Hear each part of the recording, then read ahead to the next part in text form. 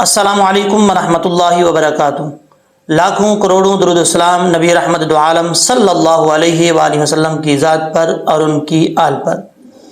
آج کے اس ویڈیو کے اندر ہم مختصر سی گفتگو کریں گے، 3-4 باتیں کریں گے، اس کے بعد اپنی ویڈیو کو اختتام کی طرف لے کر جائیں گے۔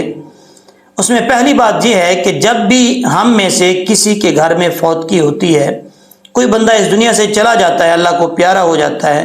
ہماری فیملی میں سے یا ہم دوستوں میں سے یا ہمارے رشتہ داروں میں سے کوئی بندہ اس دنیا سے جاتا ہے،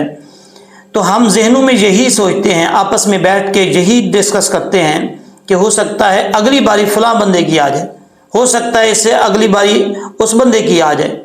یا ہم میں سے کسی کی آ جائے، یا ہمارے دوستوں میں سے کسی کی باری جو ہے وہ آ جائے، یا ہمارے رشتہ داروں میں سے کسی اور کی باری آ جائے۔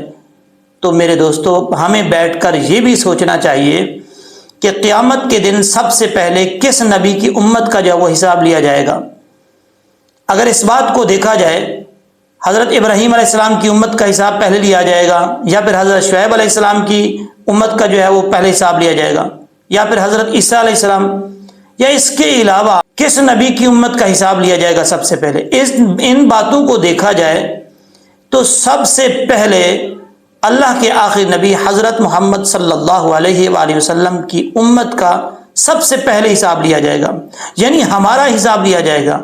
یہ ہمیں بیٹھ کے سوچنا ہے، فیصلہ کرنا ہے کہ ہم نے کیا جمع کیا ہے، اپنی آخرت کے لیے کیا سنوارا ہے، ہم نے اپنی آخرت کے لیے کیا اکٹھا کیا ہے، تاکہ ہم وہاں جب قیامت کے دن تو ہمیں شرمندگی کا سامنا نہ کرنا پڑے،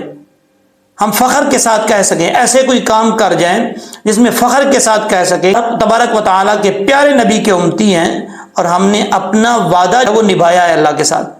ایسے ہمیں کام کرنے چاہیے۔